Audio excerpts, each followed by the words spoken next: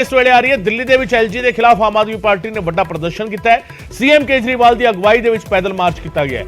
LG ਦਫ਼ਤਰ ਤੱਕ March ਜਿਹੜਾ ਹੈਗਾ ਇਸ ਵੇਲੇ ਕੱਢਿਆ ਜਾ ਰਿਹਾ ਹੈ ਤੇ एलजी ਤੇ ਸਰਕਾਰ ਦੇ ਕੰਮਕਾਜ ਦੇ ਵਿੱਚ ਦਖਲ ਦੇਣ ਦਾ ਇਲਜ਼ਾਮ ਲੱਗ ਰਿਹਾ ਹੈ।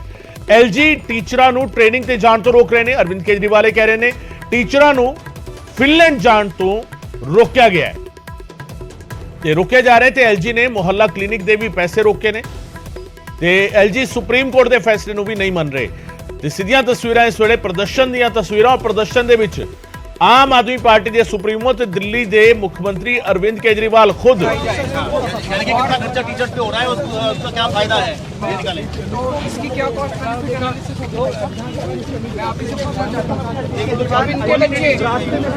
इनके बच्चे बीजेपी वाले अपने नेता बड़े बड़े अपने बच्चों को विदेशों में भेजते हैं पढ़ने के लिए उसकी कॉस्ट जब इनके नेता बड़े बड़े अभी कई सारे नेता इनके स्विट्जरलैंड गए हुए वर्ल्ड इकोनॉमिक फोरम में उसकी कॉस्ट जब हमारे टीचर जाना चाहते हैं विदेश ट्रेनिंग के लिए एलजी के पास सुप्रीम कोर्ट ने जब कहा है कि एलजी के पास ये पावर ही नहीं है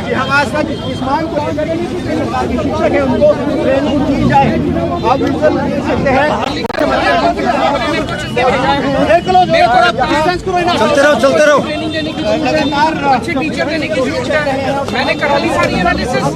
एलजी साहब कहते हैं उनको विदेश मत भेजो, उनको अपने देश में रहने दो, अपने देश में ट्रेनिंग करा दो।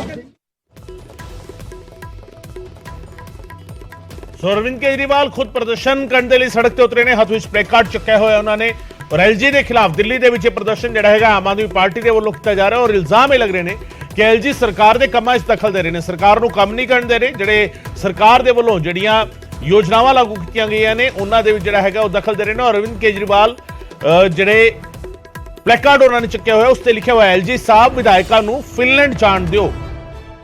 फिनलैंड जोड़ा है भेजा जाना सीगा और उन्होंने मनीष सिसोदिया भी नजर आ रहे हैं। मनीष सिसोदिया ने भी प्लेकार्ड जोड़ा है चुक्या हुआ है, तख्तियां जड़ियां ने हत्थां च फड़ के ये प्रदर्शन जोड़ा है किया जा रहा है। विधायकों को भेजा जाना सी फिनलैंड और उससे कितना किते जो दिल्ली के लैफ्टिनेंट गवर्नर ने एलजी जोड़े ने उन्होंने कितना किते मार्क किया, कितना किते उस फाइल नूं आम आदमी पार्टी ये कह रही कि वो नहीं जान दे रही, वो नहीं जान दे रही। तो इस मसले ते जोड़ा है प्रदर्शन आम आदमी पार्टी के वालों किया जा रहा है।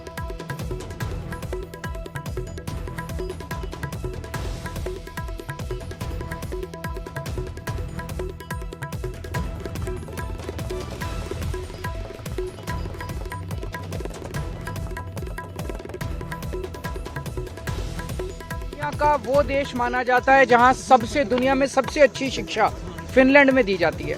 तो हम दिल्ली के सरकारी स्कूलों के टीचर्स को फिनलैंड भेज रहे हैं, वहां से वो ट्रेनिंग लेके आए और हमारे सरकारी स्कूलों में हमारे बच्चों को शिक्षा दें। अभी तक 1000 से ज़्यादा टीचर्स की और प्रिंसिपल्स की हम विदेशों में ट्रेनिंग करा चुके हैं। अब लगभग 30 के करीब ऐसे टीचर्स या प्रिंसिपल्स को फिनलैंड भेजना था हमें। एलजी साहब ने ऑर्डर कर दिया कि ये फिनलैंड नहीं जाएंगे और देखो अगर इनको इंडिया में ही कहीं ट्रेनिंग करा दो। ये तो ठीक नहीं है, ये तो बिल्कुल गलत है। एलजी साहब को क्या प्रॉब्लम है? दिल्ली के लोगों की चुनी हुई सरकार, दिल्ली के बच्चे, दिल्ली के लोगों का टैक्स का पैसा, दिल्ली के लोगों के पैसे से उनको टीचर्स को ट्रेनिंग के लिए भेज रहे हैं। एलजी साहब क्यों रोक रहे हैं? एलजी साहब रोकने वाले कौन होते हैं? एलजी साहब क्यों रोक रहे हैं टीचर्स की ट्रेनिंग को? मुझे बहुत ज़्यादा दुख हुआ इस बात से कि एलजी साहब दिल्ली के लोगों की बच्चों को अच्छी शिक्षा नहीं दिलवाना चाहते। ऑर्डर में लिखा है, सुप्रीम कोर्ट ने 4 जुलाई 2018 को बोला था, lieutenant governor of Delhi has not been interested with any independent decision making power.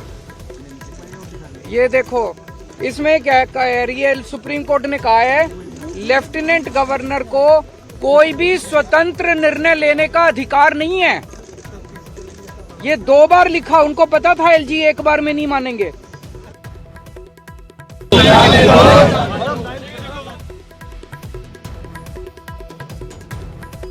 Vote डाल के अपने मुख्यमंत्री को चुना, 70 में से 62 सीट दी।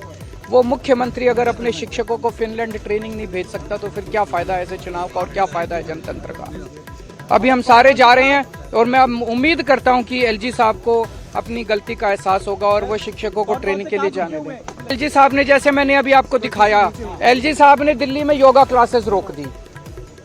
बताओ, योगा क्लासेस रोकने से एलजी साहब को क्या फायदा हुआ? 17,000 लोग डेली योगा करते थे, मैं उनको फ्री में योगा कराता था।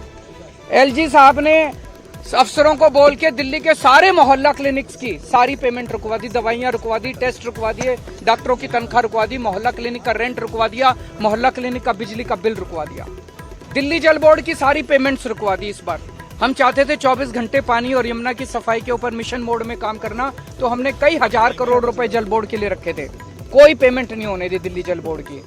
एलजी साहब ने डीटीसी के बस मार्शल, जो हमने महिलाओं की सुरक्षा के लिए बस मार्शल लगाए हैं डीटीसी की बसों में, उनकी 3 महीने से पेमेंट नहीं होने दी।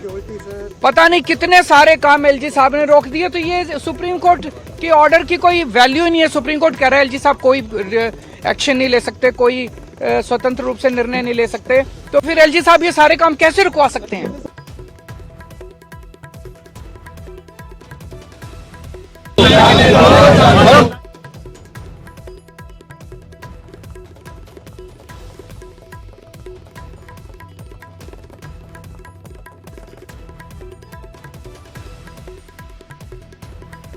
ਸੋ ਦਿੱਲੀ ਦੇ ਲੈਫਟੀਨੈਂਟ ਗਵਰਨਰ ਦੇ ਖਿਲਾਫ ਆਮ ਆਦਮੀ ਪਾਰਟੀ ਦਾ ਵੱਡੇ ਪੱਧਰ ਤੇ ਪ੍ਰਦਰਸ਼ਨ ਔਰ ਪ੍ਰਦਰਸ਼ਨ ਦੀ ਅਗਵਾਈ ਕਰ ਰਹੇ ਨੇ ਖੁਦ ਆਮ ਆਦਮੀ ਪਾਰਟੀ ਦੇ ਸੁਪਰੀਮੋ ਅਰਵਿੰਦ ਕੇਜਰੀਵਾਲ। ਮਨੀਸ਼ ਸਿਸੋਦੀਆ ਉਹਨਾਂ ਦੇ ਨਾਲ ਨੇ ਤੇ ਦਿੱਲੀ ਦੇ ਐਲਜੀ ਤੇ ਕਈ ਸੰਗੀਨ ਇਲਜ਼ਾਮ ਸਰਕਾਰ ਦੇ ਕੰਮਾਂ ਦੇ ਵਿੱਚ ਦਖਲ ਦੇ ਰਹੇ ਨੇ ਲੈਫਟੀਨੈਂਟ ਗਵਰਨਰ। ਸਰਕਾਰ ਨੂੰ ਕੰਮ ਨਹੀਂ ਕਰਨ ਦੇ ਰਹੇ ਲੈਫਟੀਨੈਂਟ ਗਵਰਨਰ। ਇਹ ਇਲਜ਼ਾਮ ਆਮ ਆਦਮੀ ਪਾਰਟੀ ਦੇ ਵੱਲੋਂ ਲਗਾਏ ਜਾ ਰਹੇ।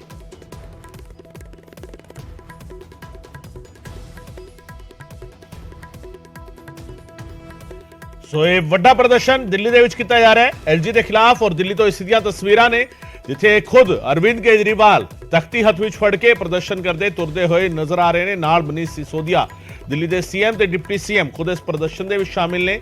ਔਰ ਦੂਜੇ ਪਾਸੇ ਇੱਕ ਤਸਵੀਰ ਹੋਰ ਹੈ ਜਿਸ ਦੇ ਵਿੱਚ ਆਕਸੀਜਨ ਦਾ ਸਿਲੰਡਰ ਚੁੱਕੀ ਤੁਰੇ ਆ ਰਹੇ ਨੇ ਬੀਜੇਪੀ ਦੇ ਵਿਧਾਇਕ। ਆਮ ਆਦਮੀ ਪਾਰਟੀ ਦੇ ਖਿਲਾਫ ਬੀਜੇਪੀ ਨੇ ਪ੍ਰਦਰਸ਼ਨ ਕੀਤਾ। ਬੀਜੇਪੀ ਦੇ ਵਿਧਾਇਕ ਜਿਹੜੇ ਸੀ ਆਕਸੀਜਨ ਸਿਲੰਡਰ ਚੁੱਕ ਕੇ और ऑक्सीजन मास्क लाके विधानसभा पहुंचे। ਤੁਹਾਨੂੰ ਦੱਸਦੀ ਹੈ ਕਿ ਵਿਧਾਨਸਭਾ ਦਾ ਇਜਲਾਸ ਸ਼ੁਰੂ ਹੋਣਾ ਹੈ, 3 ਦਿਨਾਂ ਦਾ ਇਜਲਾਸ ਸ਼ੁਰੂ ਹੋਣਾ ਹੈ।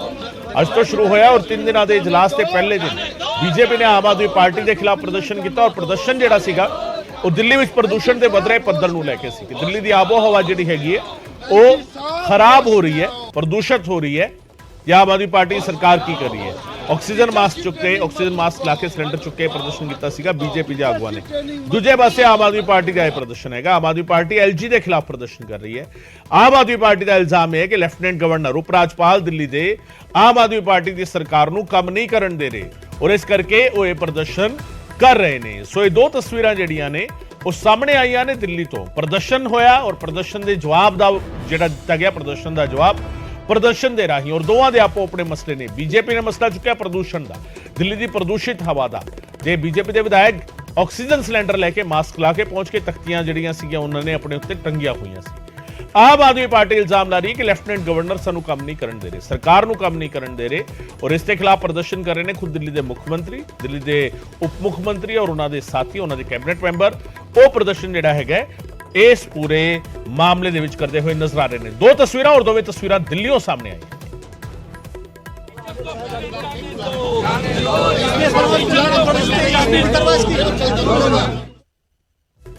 प्रदूषित शहर घोषित करवा दिया है।